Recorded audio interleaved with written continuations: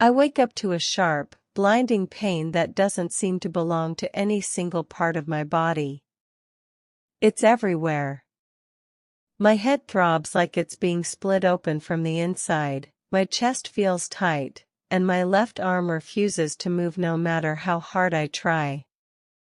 The ceiling above me is too white, too bright, and it keeps sliding in and out of focus. For a terrifying moment, I don't know where I am, or if I'm even still alive.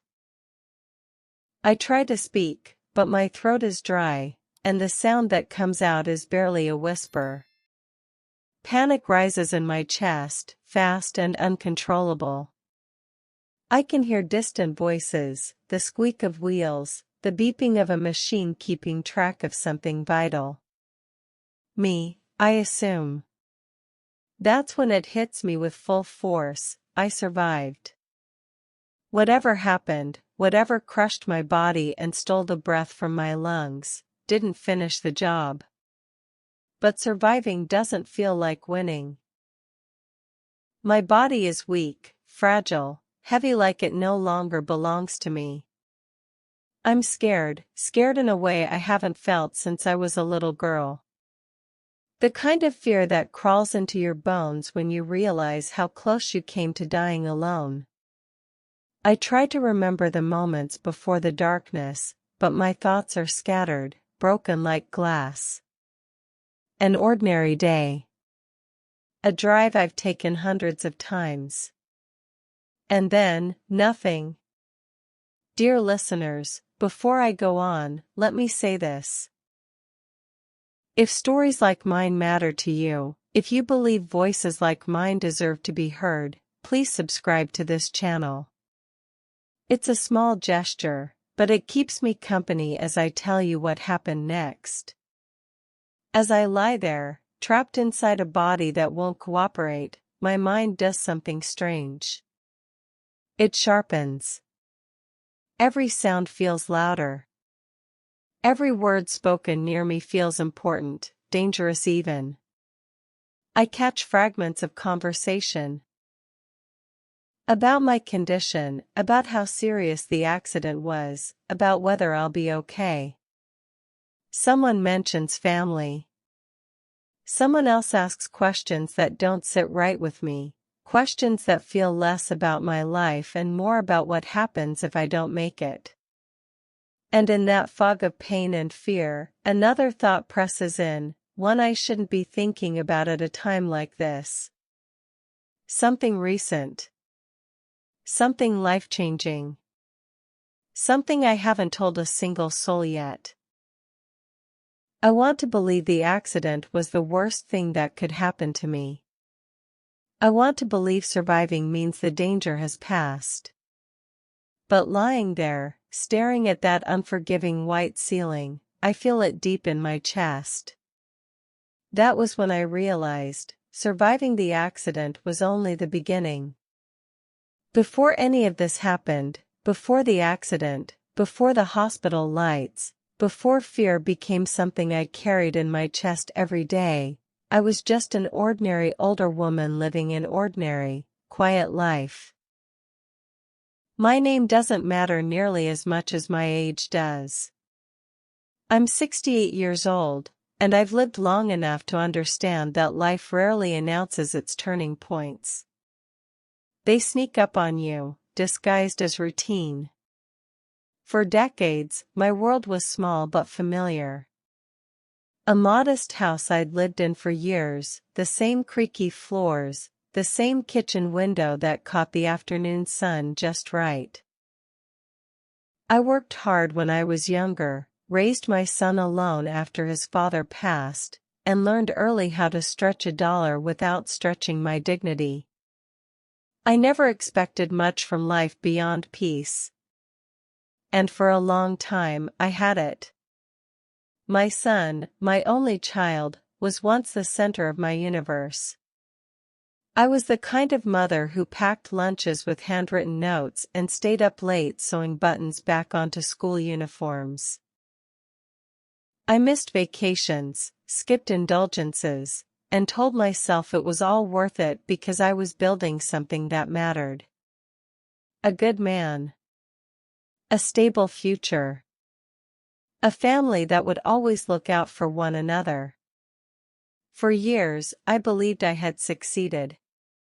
Things began to change slowly after he married. Not in obvious ways. Nothing dramatic at first. Just fewer phone calls. Shorter visits. Conversations that felt rushed, distracted. And then there was his wife. Polite on the surface, always smiling, always asking the right questions, but her eyes lingered too long on certain details. My house. My routines. The way I lived. At the time, I told myself I was being unfair. Protective. Old-fashioned. I never imagined she'd become important to this story. Financially, I lived simply. A fixed income. No extravagance. I budgeted carefully, paid my bills on time, and took pride in not needing help. I didn't travel. I didn't collect things. I collected habits. Morning tea, evening walks, handwritten grocery lists.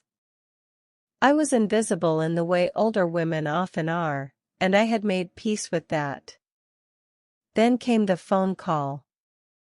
It was from a lawyer I didn't recognize, asking me to come in and discuss my aunt's estate. My aunt, my mother's older sister, was a woman I hadn't been close to in years. She was private, distant, and fiercely independent. I knew she had done well for herself, but I never asked questions. It didn't feel like my place. When I sat across from that polished desk and heard the number spoken aloud, I thought I'd misheard him.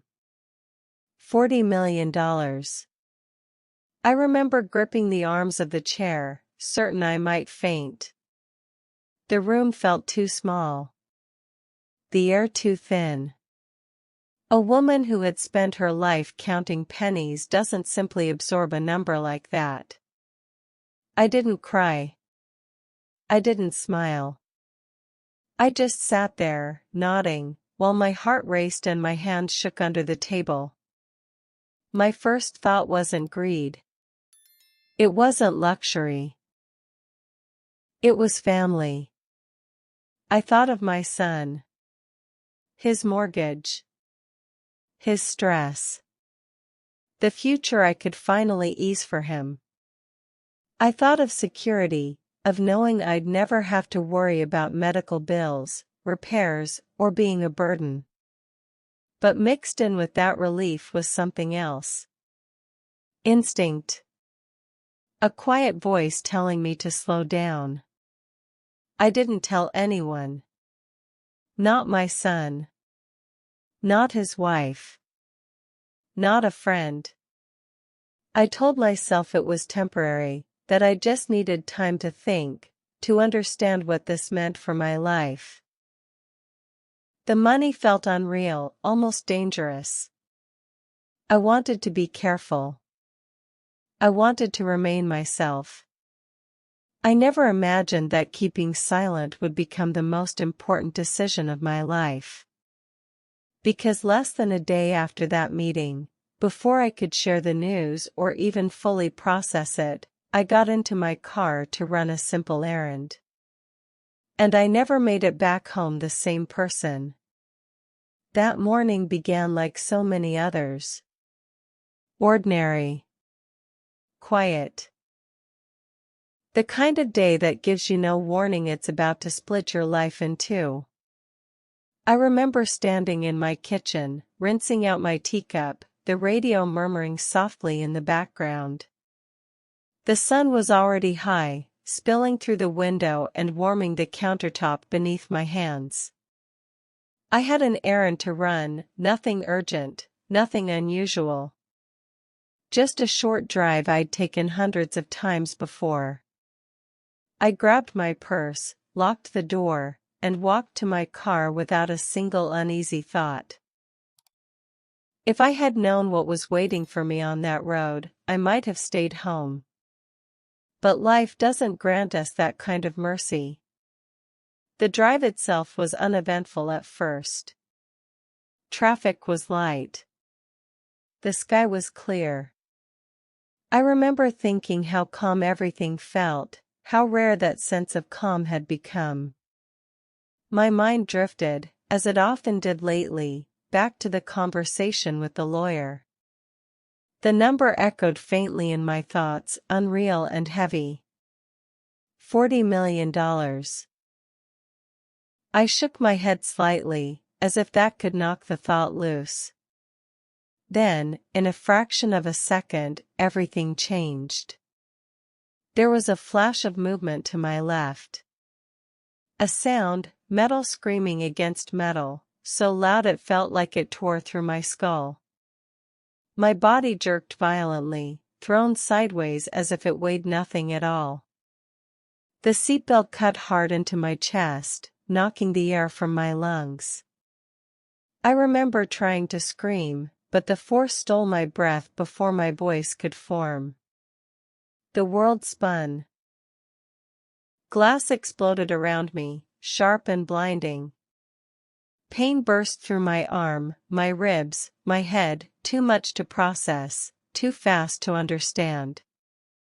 I tasted blood. The car lurched again, then finally, mercifully, stopped. For a moment, there was silence. Not peace, just a stunned, ringing quiet, like the world was holding its breath. I tried to move. My body didn't respond. Panic surged instantly, hot and suffocating. I couldn't feel my left arm. My chest burned every time I tried to inhale. I thought, with terrifying clarity, this is how people die. Trapped. Alone. My vision blurred at the edges. I could hear voices somewhere outside the car, shouting, running footsteps, but they sounded distant, as if I were sinking underwater. I tried to focus, to stay awake, but the darkness pressed in hard. My thoughts scattered. Memories came in fragments. My son as a boy. My kitchen window. The lawyer's office. That number again, floating absurdly through the chaos. $40 million. And I might not live long enough to understand what it meant. The cold realization settled deep in my chest. All the planning, all the caution, all the things I thought I had time for could vanish in an instant. I wondered if anyone had been called yet. If anyone even knew where I was. The fear of being forgotten hurt almost as much as the physical pain. Sirens cut through the haze, sharp and urgent. Red and blue lights flashed across what remained of my windshield. Hands appeared. Gloved, firm, efficient, cutting the seatbelt, steadying my head, telling me to stay awake. Their voices sounded calm, practiced, but I could hear the tension underneath. "She's lucky," someone said. "Very lucky." Lucky. The word felt strange, almost mocking. My body screamed with every movement as they lifted me onto a stretcher. The sky above me blurred past, impossibly blue, as if nothing terrible had happened at all. I wanted to ask questions. I wanted to know how bad it was. But my strength was fading fast. As the ambulance doors closed and the siren wailed again, I clung to one thought, one thin thread of awareness. I was still breathing. I didn't know then how close I had come to dying on that road. I didn't know how fragile my survival truly was. And I certainly didn't know that the accident itself would soon feel like the smallest part of what I was about to endure. Because while my body was breaking on that stretcher, something far more dangerous, was already beginning to shift around me. I come back to consciousness in pieces. First, it's the sound, a steady, mechanical beeping that feels far too close. Then the smell, sharp and sterile, burning the back of my throat. When I finally open my eyes, the ceiling swims above me, dotted with harsh fluorescent lights that make everything feel unreal, like I've been dropped into someone else's life. Pain follows immediately. It radiates through my chest every time I breathe, deep and punishing. My left arm is wrapped and suspended, heavy and numb, and when I try to move my legs, a bolt of agony shoots through my side. A nurse notices my struggle and gently presses me back down, her voice calm, practiced. "You're in the hospital," she says. "You were in a serious accident. Try not to move." Serious.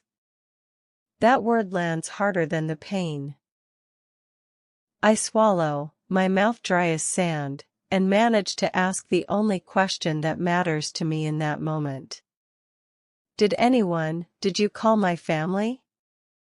The nurse hesitates, just for a fraction of a second. I notice it. At my age, you learn to read pauses as clearly as words. "Yes," she replies carefully. "We called the number listed as your emergency contact." "Your son." Relief washes over me so quickly it almost hurts. "My son will come." "Of course he will." I tell myself that even as fear coils tight in my stomach. But the relief doesn't last. The nurse glances down at her chart, then back at me. "He said he's very busy today. He asked to be kept informed." Busy. I lie there, staring at the ceiling, trying to understand what I've just heard. Busy feels like the wrong word. Too small. Too casual for what almost happened to me. I open my mouth to speak, to explain that I could have died, that I'm frightened and in pain, but no sound comes out. Before I can gather myself, another voice joins the conversation. A doctor this time, standing at the foot of my bed, discussing my injuries in a low, professional tone. Fractured arm. Cracked ribs. Head trauma. Observation overnight. They talk about me as if I'm not fully there, as if my fear and confusion don't matter. Then the conversation shifts. If her condition worsens, the doctor says, do we have documentation regarding next of kin or financial decision-making? The question slices through me. I turn my head slightly, my heart pounding. The nurse answers that my son is listed, that he was already informed. The doctor nods and adds something that makes my blood run cold. He asked whether she has anything in place. A will.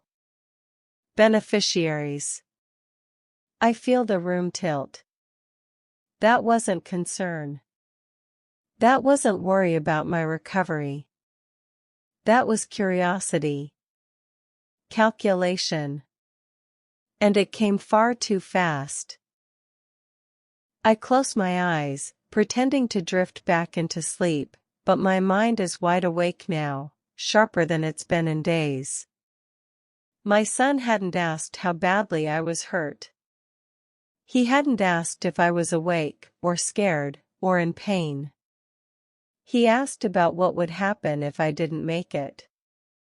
A wave of nausea rolls through me, and this time it has nothing to do with my injuries. Hours pass, or maybe minutes, it's hard to tell. Nurses come and go. Machines hum steadily. I keep glancing toward the door, waiting for it to open. Waiting to see a familiar face. Each time footsteps approach, my heart lifts just a little. Each time, it sinks again. No son. No daughter-in-law. No one. When my son's wife finally appears, briefly, it isn't in person. It's her voice, sharp and clipped, carried through the nurse's phone. I catch only parts of the conversation, but I don't miss the tone. There's irritation there. Impatience. Is she conscious? She asks. The nurse confirms that I am. A pause. Then, okay. Just let us know if anything changes. That's it. No request to speak to me. No concern about my pain. No promise to come by. The call ends, and the silence that follows feels heavier than the beeping machines. I stare at the wall, my chest tight, my eyes burning. I feel foolish for the expectations I had carried into that room. Foolish for assuming that surviving meant I would be held, reassured, reminded that I mattered. And beneath the heartbreak, something else stirs. Something colder. They don't know, I remind myself. They don't know about the inheritance. About the $40 million that has quietly, suddenly changed my life. As that thought settles in, a strange clarity follows.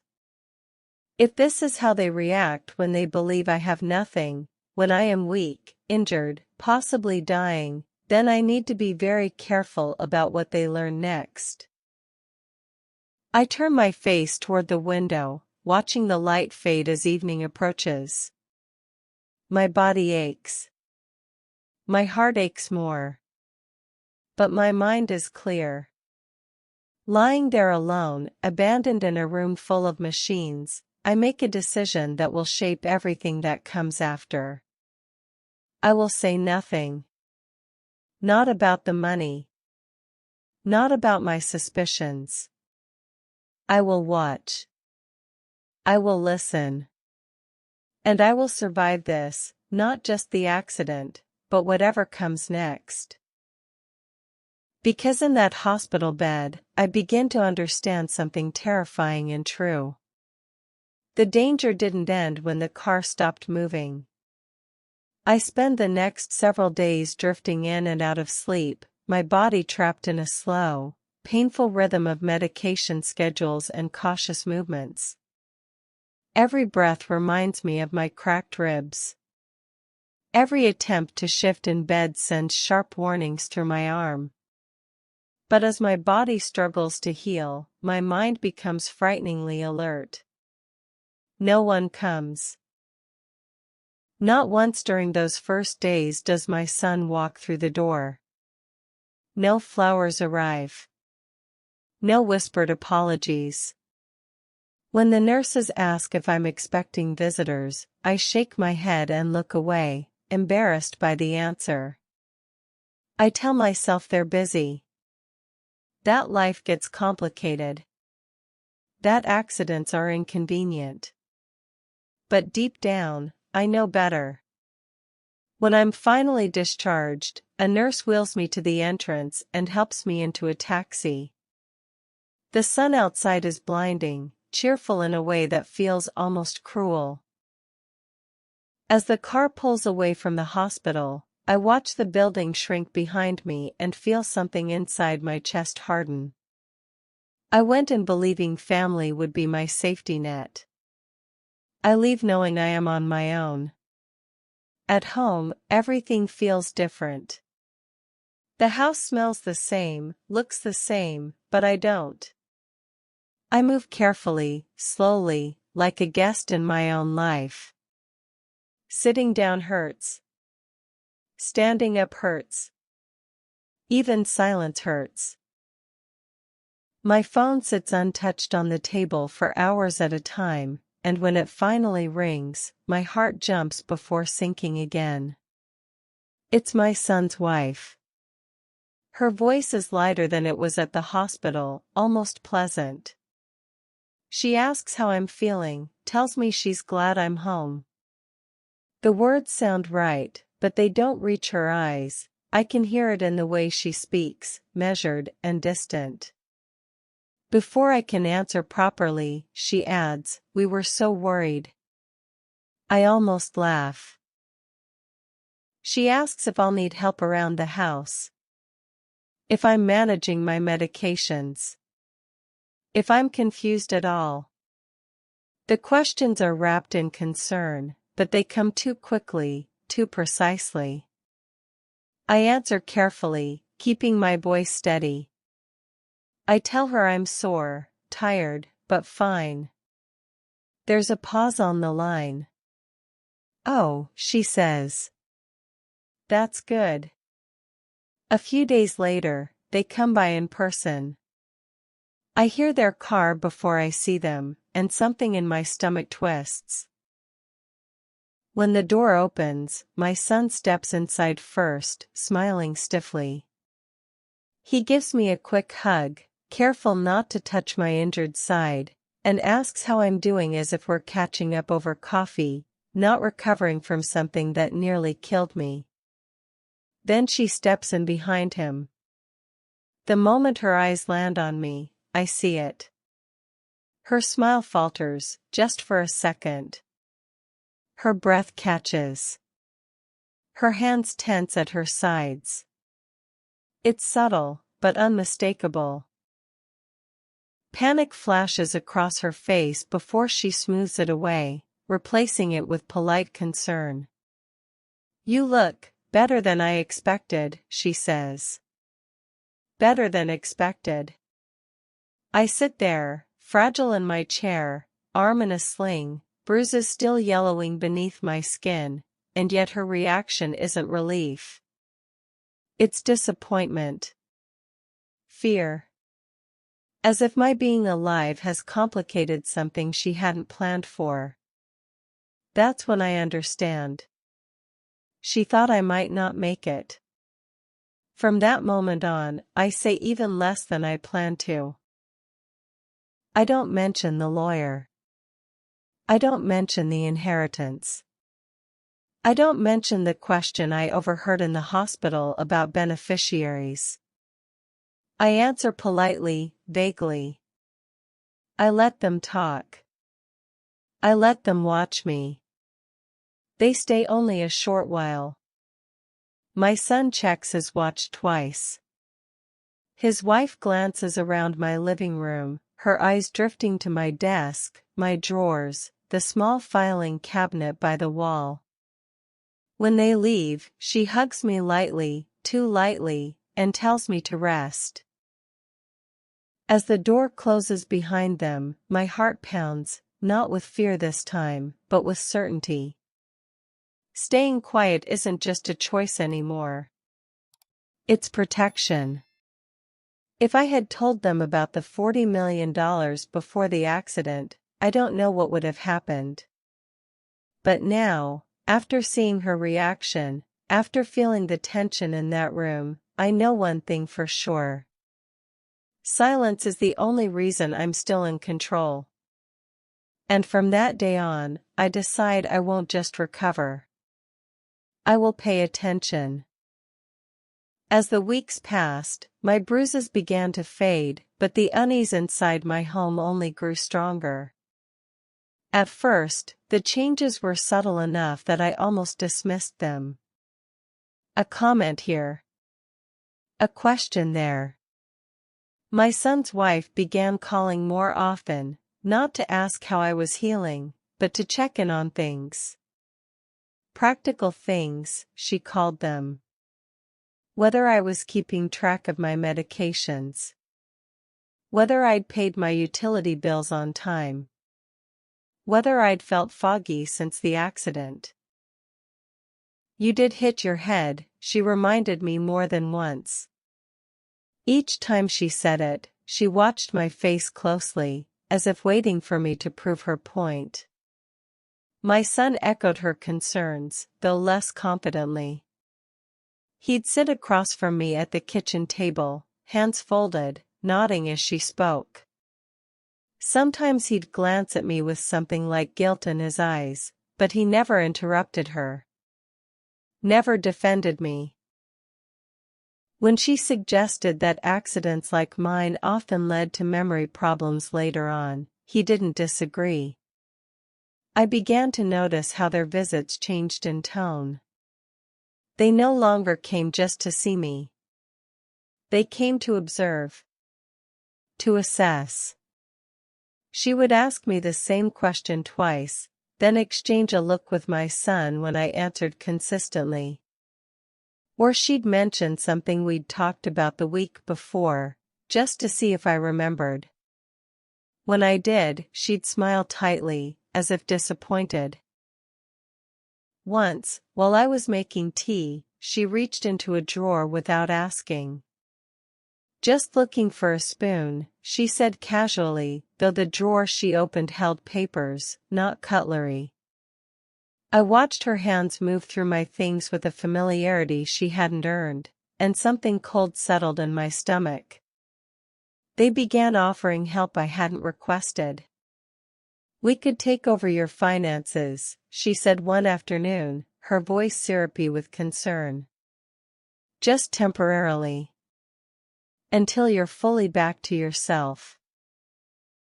I looked at her then, really looked at her, and wondered when she had decided I was no longer myself. I told her I was managing fine. That I'd handled my affairs for decades without trouble. She laughed softly, the way people do when they think you're being stubborn rather than truthful. "That's what worries me," she replied. From that point on, I started paying closer attention. I noticed how she positioned herself between me and my son during conversations. How she redirected questions meant for him. How often she spoke about what's best without ever asking what I wanted. And I noticed something else, something that sent a chill through me every time. She was impatient. Her kindness had edges now. Her smiles faded faster. When I repeated myself once, truly by accident, her eyes lit up, just for a moment, with something that looked like satisfaction. As if I'd given her proof she'd been waiting for. That night, I lay awake replaying every interaction, every word. I thought about the hospital. About the question the doctor asked. About how quickly concern had turned into calculation. And I realized I was no longer dealing with misunderstandings or overprotectiveness. I was being evaluated. The next morning, I found an old notebook in a drawer and began writing things down. Dates. Comments. Questions that felt off. Glances that lingered too long. Not because I wanted revenge, but because I needed clarity. At my age, being dismissed is easy. Being believed is not. I didn't confront them. I didn't argue.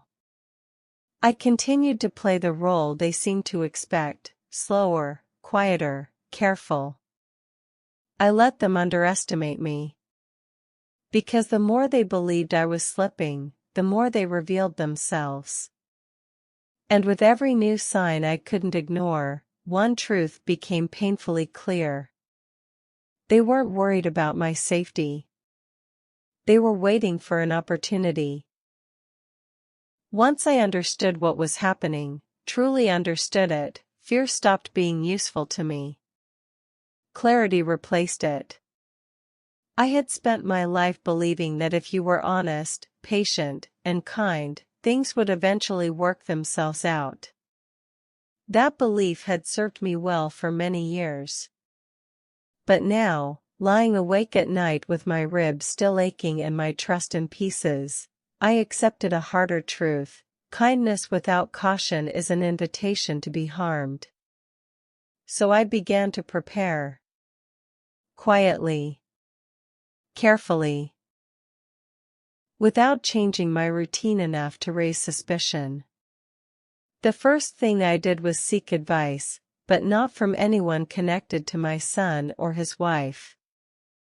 I reached out to a professional recommended by my aunt's attorney, someone whose job was discretion, not judgment.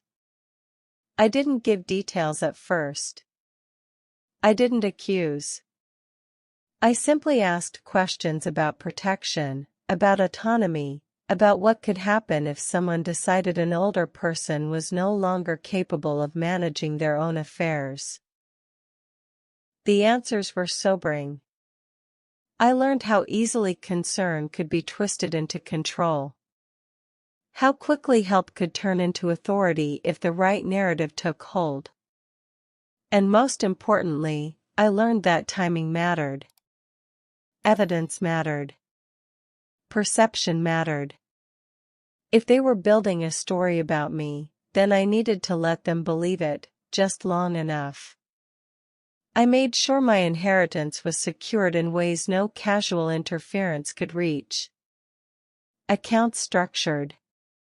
Access limited. Safeguards layered quietly beneath the surface. I didn't feel powerful doing this. I felt sad. Sad that I had to think this way about my own child. But sadness didn't stop my hands from moving, or my mind from working. At home, I changed very little. I continued answering the same questions. I continued allowing visits. But now, I watched their reactions with intention. I noticed how my son's wife leaned forward when I hesitated, how she exhaled in relief when I appeared confused about small things. So I gave her what she was looking for, sparingly. I misplaced my keys once, then found them calmly a few minutes later. I asked what day it was, then laughed it off as medication fog. I repeated a story I knew well, stopping halfway as if I'd lost my place. Each time, her eyes flickered with interest. Each time, my son looked more uncertain, more torn. They began visiting more often. Not out of affection, but urgency. She brought over organizers, pillboxes, pamphlets about memory care just in case. She suggested I write things down. Suggested I let her keep copies of important documents so nothing would be lost. Her concern grew warmer, thicker, almost eager. And I let her talk. I nodded. I thanked her. I told her I appreciated her looking out for me. Behind that polite acceptance, I documented everything. Every suggestion. Every leading question. Every moment where care slid into control. I kept my notebook hidden, updated daily. I noted tone changes, sudden impatience, the way she sometimes spoke about my future as if I wouldn't be making decisions in it. My son, meanwhile, drifted further into silence. He was present, but absent. He watched more than he spoke. And when he did speak, it was often to echo her concerns. He began using words like we instead of I. We think it might be safer. We're worried. We just want to help. I wondered when he stopped being my son and started being her accomplice. The turning point came one afternoon when she arrived unannounced. I was sitting by the window, reading, when she let herself in using the spare key I had given them years ago. She apologized quickly, then smiled and said she was in the neighborhood. As we talked, I noticed her eyes drifting, not casually, but deliberately. Toward my desk, my cabinets, the small safe tucked discreetly behind a painting. She thought she was being subtle. That night, I barely slept. I knew then that waiting wasn't enough. Observation wasn't enough. If they truly believed I was declining, they would eventually push harder. And when they did, I needed more than instincts. I needed proof. So I took the final step. I allowed them to believe they were winning. I leaned into the narrative just a little more. I hesitated longer before answering. I let concern show on my face. I mentioned being tired, overwhelmed, unsure. Not helpless, but close enough to tempt them. And it worked. Her confidence grew. Her patience thinned.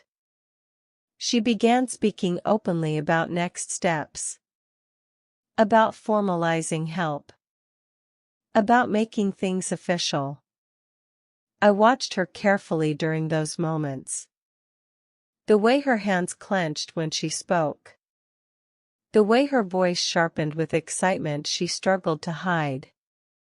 And once, just once, when she thought I wasn't looking, I saw it clearly. Greed. Not desperation. Not love. Greed. From that point on, everything they did only confirmed what I already knew. They were moving toward something. A plan. A moment when they would finally take what they believed I could no longer protect. And I let them. Because the trap was no longer about stopping them. It was about letting them step far enough forward that there would be no denying who they truly were when the moment came. The moment arrived on an ordinary afternoon, which somehow made it feel even more chilling. They came over together, earlier than usual. I remember noticing that right away, the urgency in the knock, the way my son's wife didn't wait for me to reach the door before trying the handle. When I opened it, she smiled too quickly, her eyes already scanning past me into the house. "How are you feeling today?" she asked, stepping inside without waiting for an answer. I told her the truth, or at least the version of it I wanted her to hear. A little tired. These days blur together sometimes. Her shoulders relaxed, just slightly. We sat in the living room, the three of us arranged like actors who already knew their lines. My son perched on the edge of his chair, hands clasped. She took the seat closest to me, her knee angled in my direction, her body turned just enough to block him from intervening if he chose to. She started gently, the way she always did. She asked about my medications. About my sleep. About whether I'd been keeping up with bills. I answered slowly, carefully, letting my words trail now and then. I could feel her attention sharpening with every pause, like a predator sensing weakness. Then she leaned forward and said it. "Evelyn, have you thought any more about letting us help manage things?" I looked at her blankly. "Manage what, dear?"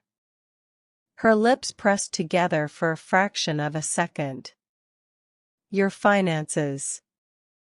Your paperwork. It's a lot for anyone, especially after an accident." I glanced at my son. He didn't meet my eyes. "I suppose it is," I said quietly. That was all she needed. She reached into her bag and pulled out a thin folder, setting it on the table between us. The sound it made when it landed felt loud in the room. "We've already spoken to someone," she said, her voice smooth but tight. Just to understand the process. Nothing permanent. Just safeguards. Safeguards. I picked up the folder with my good hand, pretending to struggle with its weight. Inside were documents, too many words, too much fine print, designed to overwhelm. I turned a page, then another, as if trying to make sense of it. What happens if I sign something like this? I asked. Her breath caught. Not dramatically. Not enough that someone unfamiliar with her would notice. But I did. Her fingers curled into her palm. Her eyes flicked, briefly, toward my son, then back to me. Well, she said carefully, it would mean we could step in if you needed us to. And if I didn't? I asked. She smiled, but it didn't reach her eyes. We wouldn't be having this conversation if that were the case. The room felt suddenly smaller. I closed the folder and set it back on the table. I'm not sure, I murmured. I'd been thinking a lot since the accident. Her patience cracked then. Just a little. You're not thinking clearly, she said, sharper than intended. And that's exactly the problem. The words hung in the air between us. I lifted my head and looked at her fully for the first time since she arrived. I didn't pretend to be confused. I didn't look tired or frail. I simply looked at her. Her face drained of color. She knew. I saw it happen in real time, the calculation collapsing, the sudden realization that something wasn't lining up. Her breathing quickened. Her hand trembled as she reached for the folder, pulling it back toward herself. You're being difficult, she said, her voice wavering. After everything we've done. What have you done? I asked softly. My son shifted in his seat, finally looking uncomfortable.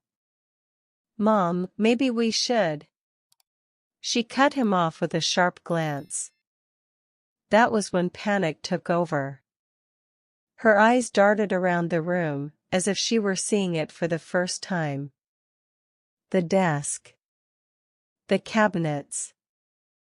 The walls. Her jaw tightened. She stood abruptly, the chair scraping loudly against the floor. You told me she was slipping, she snapped at my son, not even trying to lower her voice. He froze. I watched her realize, piece by piece, that I had never been as vulnerable as she believed. That I had been listening. Watching. Waiting. Her confidence evaporated, replaced by something raw and desperate. She knows, she muttered under her breath. I leaned back in my chair, my heart steady despite the storm unfolding in front of me. Yes. I did. And in that moment, as her carefully constructed plan unraveled right before her eyes, I understood something with absolute certainty. Surviving the accident had saved my life. But seeing her panic, that saved my future. Once the truth surfaced, there was no returning to the way things had been. The room stayed quiet after her outburst, too quiet. My son stared at the floor, his shoulders slumped, as if the weight of what had just happened had finally settled on him. His wife stood rigid near the door, arms crossed tightly, her breathing still uneven. The confidence she once carried had drained away, leaving something brittle and exposed behind. They didn't stay long after that. She muttered something about needing time, about stress and misunderstandings, but her words lacked conviction. When they left, the door closed with a finality that echoed through the house. I sat there alone, listening to the familiar creaks of the walls, the ticking clock, the steady rhythm of my own breathing. I wasn't shaking. I wasn't crying. I felt resolved. In the days that followed, everything moved quickly, but quietly. I met again with professionals who understood exactly what I was facing. I shared my notes, my observations, the documented moments that showed a pattern rather than coincidence. I didn't embellish. I didn't accuse emotionally. I simply presented facts. That was enough. Formal steps were taken to ensure my autonomy could never be questioned. Additional protections were put in place. Paperwork finalized. Lines drawn clearly where they had once been blurred by family ties.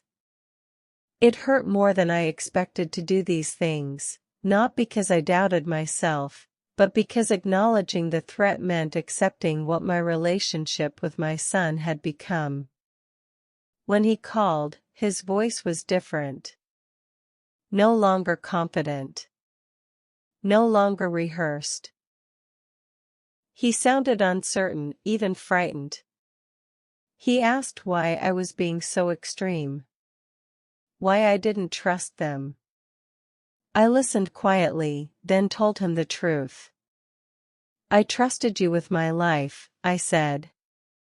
And when I needed you most, you were asking what you'd inherit. There was a long silence after that. His wife never apologized. Not really. Her messages, when they came, were defensive, carefully worded attempts to explain her behavior as concern gone too far. But concern doesn't panic when it's questioned. Concern doesn't rush control. And concern doesn't see an injured woman as an opportunity. Eventually, communication dwindled. Visits stopped. Calls became rare. The distance between us grew, not suddenly, but steadily, like something finally allowed to drift where it had been headed all along. I mourned that loss quietly. A mother never stops loving her child, even when that child has caused harm. But love no longer meant access. What surprised me most was what followed after the chaos settled. Peace. For the first time since the accident, I slept through the night. I moved through my home without feeling watched. Without second-guessing my own memory, my own competence. The fear that once clung to me loosened its grip. I didn't feel victorious. I felt safe. Justice doesn't always look like courtrooms or punishment. Sometimes it looks like boundaries that hold. Like silence where manipulation once lived.